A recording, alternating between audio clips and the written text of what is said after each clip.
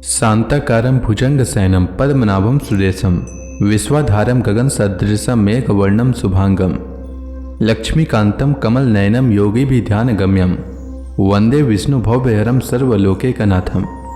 मंगलम भगवान विष्णु मंगलम गरुड़ध्वज मंगलम पुंडरीकाक्ष मंगलाय तनोहरि। ओम नमो भगवते वासुदेवाय। आज का दिन आप सभी के लिए मंगलमय हो। आइए सुनते हैं चैत्र मास कथा का 14वां अध्याय। श्री सुखदेव जी कहते हैं, राजन, देहाभिमानी जीवों के द्वारा सत्वादी गुणों के भेद से शुभ, अशुभ और मिश्र 3 प्रकार के कर्म होते रहते हैं।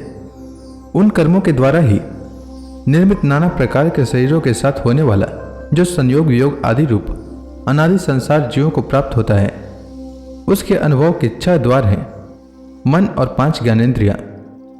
उनसे विवश होकर यह जीव समूह मार्ग भूलकर भयंकर वन में भटकते हुए धन के लोभी बनिजारों के समान परम समर्थ भगवान विष्णु के आश्रित रहने वाली माया की प्रेरणा से बिहड़ वन के समान दुर्गम मार्ग में पड़कर संसार वन में जा पहुंचता है।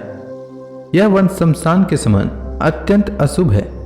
इसमें भटकते हुए उसे अपने शरीर से किए हुए कर्मों का फल भोगना पड़ता है। यहाँ अनेकों विघ्नों के कारण उसे अपने व्यापार में सफलता भी नहीं मिलती, तो भी यह उसके श्रम को शांत करने वाले श्रीहरि एवं गुरुदेव के चरणारविंद मकरंद मधु के रसिक भक्त भ्रमरों के मार्ग का अनुसरण नहीं करता। इस संसार वन में मन सहित 6 इंद्रियां ही अपने कर्मों की दृष्टि से डाकुओं के समान हैं। पुरुष बहुत सा कष्ट उठाकर जो धन कमाता है, उसका उपयोग धर्म में होना चाहिए।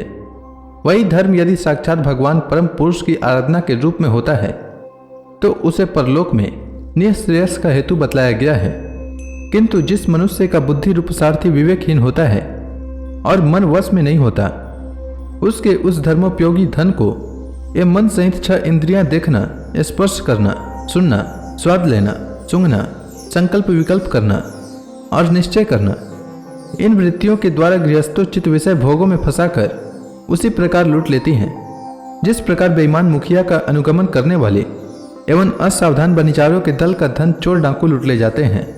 यही नहीं, उस संसार वन में रहने वाले उसके कुटुंबी भी, जो नाम से तो स्त्री पुत्रादि कहे जाते हैं, किंतु कर्म जिनके साक्षात भेड़ियों एवं गिद्धड़ों के समान होते हैं, उस अर्थलोलुप कुटुंबी के धन को उसकी इच्छा न रहने पर भी उसके देखते देखते इस प्रकार छीन ले जाते हैं, जैसे भेड़िए गरेड़ियों से सुरक्षित भेड़ों को उठा ले जाते हैं। जिस प्रकार यदि किसी खेत के बीजों को अग्नि द्वारा जला न दिया गया हो, तो प्रति वर्ष जोतने पर भी खेती का समय आने पर वह फिर झाड़ झकाड़, लता और तृण आदि से गहन हो जाता है, उसी प्रकार यह गृहस्थाश्रम भी कर्म भूमि है। इसमें भी कर्मों का सर्वथा उच्छेद कभी नहीं होता, क्योंकि यह घर कामनाओं की पिटारी है। उस गृहस्थाश्रम में आसक्त हुए व्यक्ति के धन रूप बाहरी प्राणों को डांस और मच्छरों के समान नीच पुरुषों से तथा टीड़ी, पक्षी, चोर और चूहे आदि से क्षति पहुंचती रहती है।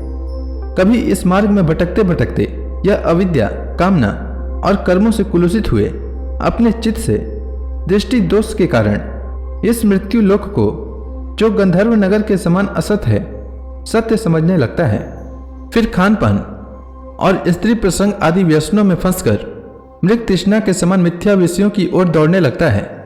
कभी बुद्धि के रजोगुण से प्रभावित होने पर सारे अनर्थों की जड़ अग्नि के मल रूप सोने को ही सुख का साधन समझकर उसे पाने के लिए ललायित हो इस प्रकार दौड़ धूप करने लगता है, जैसे वन में जाड़े से ठिठुरता हुआ पुरुष अग्नि के लिए व्याकुल होकर उन्मुख पिशाच की ओर उसे आग समझकर दौड़े। कभी इस शरीर को जीवित रखने वाले घर, अन्न, जल और धन आदि में अभिनिवेश करके इस संसाररण्य में इधर उधर दौड़ धूप करता रहता है। कभी बवंडर के समान आंखों में धूल झोंकने वाली स्त्री गोद में बैठा लेती है, तो तत्काल रागांध सा होकर सत्पुरुषों की मर्यादा का भी विचार नहीं करता। उस समय नेत्रों में रजोगुण की धूल भर जाने से बुद्धि ऐसी मलिन हो जाती है कि अपने कर्मों के साक्षी दिशाओं के देवताओं को भी भुला देता है। कभी अपने आप ही एकाध बार विषयों का मिथ्यात्व जान लेने पर भी अनादि काल से देह में आत्मबुद्धि रहने से विवेक बुद्धि नष्ट हो जाने के कारण उन मरुमरीची का तुल्य विषयों की ओर ही दौड़ने लगता है। कभी प्रत्यक्ष शब्द करने वाले उल्लू के समान शत्रुओं की और परोक्ष रूप से बोलने वाले झिंगुरों के समान राजा की अति कठोर एवं दिल को दहला देने वाली डरावनी डांट डपट से इसके कान और मन को बड़ी व्यथा होती है। पूर्व पुण्य छीन हो जाने पर यह जीवित ही मुर्दे के समान हो जाता है, और जो कारस्कर एवं काकतुंड आदि जहरीले फलों वाले पाप वृक्ष हो, इसी प्रकार की दूषित लताओं और विषैले कुओं के समान है, तथा जिनका धन इस लोक और परलोक दोनों के ही काम में नहीं आता, और जो जीते हुए भी मुर्दे के समान है, उन कृपण पुरुषों का आश्रय लेता है। कभी असत पुरुषों के संग से बुद्धि बिगड़ जाने के कारण सुखी नदी में गिरकर दुखी होने के समान इस लोक और परलोक में दुख देने वाले पाखंड में फंस जाता है। जब दूसरों को सताने से उसे अन्न भी नहीं मिलता, तब वह अपने सगे पिता पुत्रों को अथवा पिता या पुत्र आदि का एक तिनका भी जिनके पास देखता है, उनको फाड़ खाने के लिए तैयार हो जाता है। कभी दावानल के समान प्रिय विषयों से शून्य एवं परिणाम में दुख में घर में पहुंचता है, तो वहां इष्ट जनों के वियोग आदि से उसके शोक की आग भड़क उठती है। उससे संतप्त होकर वह बहुत ही खीन होने लगता है। कभी काल के समान भयंकर राजकुल रूप राक्षस इसके परम प्रिय धन रूप प्राणों को हर लेता है, तो यह मरे हुए के समान निर्जीव हो जाता है। कभी मनोरथ के पदार्थों के समान अत्यंत असत पिता पितामह आदि संबंधों को सत्य समझकर उनके सहवास से स्वप्न के समान क्षणिक सुख का अनुभव करता है। गृहस्थाश्रम के लिए जिस कर्म विधि का महान विस्तार किया गया है, उसका अनुष्ठान किसी पर्वत की कड़ी चढ़ाई के समान ही है। लोगों को उस ओर प्रवृत्त देखकर उनकी देखा देखी जब यह भी उसे पूरा करने का प्रयत्न करता है, तब तरह तरह की कठिनाइयों से क्लेशित होकर कांटे और कंकड़ों से भरी भूमि में पहुंचे हुए व्यक्ति के समान दुखी हो जाता है। कभी पेट की असह्य ज्वाला से अधीर होकर अपने कुटुंब पर ही बिगड़ने लगता है। फिर जब निद्रा रूप अजगर के चुंगल में फंस जाता है, तब अज्ञान रूप घोर अंधकार में डूबकर सुने वन में फेंके हुए मुर्दे के समान सोया पड़ा रहता है।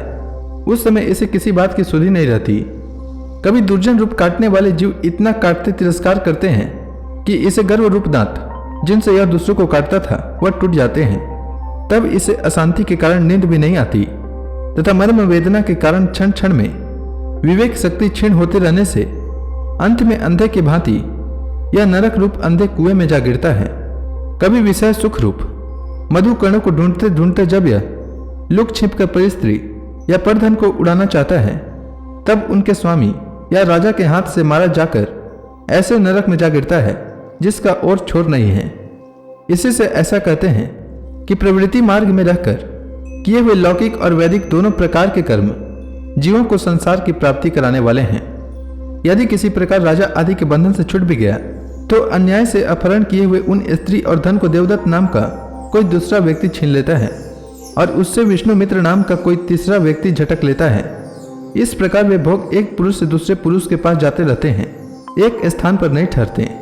कभी कभी शीत और वायु आदि अनेकों आदि दैविक, आदि भौतिक और आध्यात्मिक दुख की स्थितियों के निवारण करने में समर्थ न होने से यह अपार चिंताओं के कारण उदास हो जाता है। कभी परस्पर लेन देन का व्यवहार करते समय किसी दूसरे का थोड़ा सा दमड़ी भर अथवा इससे भी कम धन चुरा लेता है, तो इस बेईमानी के कारण उससे वैर ठन जाता है। राजन, इस मार्ग में पूर्वोक्त विघ्नों के अतिरिक्त सुख दुख, राग द्वेष, भय, अभिमान, प्रसाद, उन्माद, शोक, मोह, लोभ, मात्सर्य, ईर्ष्या, अपमान, सुधा, पिपासा आदि व्याधि, जन्म, जरा और मृत्यु आदि और भी अनेकों विघ्न हैं। इस विघ्न बहुल मार्ग में इस प्रकार भटकता हुआ यह जीव किसी समय देव माया रूपिणी स्त्री के बाहुपास में पड़कर विवेकहीन हो जाता है। तब उसके लिए विहार भवन आदि बनवाने की चिंता में ग्रस्त रहता है, तथा उसी के आश्रित रहने वाले पुत्र पुत्री और अन्य ने स्त्रियों के मीठे मीठे बोल, चितवन और चेष्टाओं में आसक्त होकर उन्हीं में चित्त फंस जाने से वह इंद्रियों का दास अपार अंधकार में नरकों में गिरता है। तो इसी के साथ यह अध्याय समाप्त हुआ। इसके आगे से सुखदेव जी ने क्या कहा वह मैं कल के अध्याय में सुनाऊंगा। तब तक के लिए भगवान हरि का नाम लेते रहें। तो प्रेम से बोलिए भगवान विष्णु की जय, श्री कृष्ण भगवान की जय, समस्त देवी देवताओं की जय।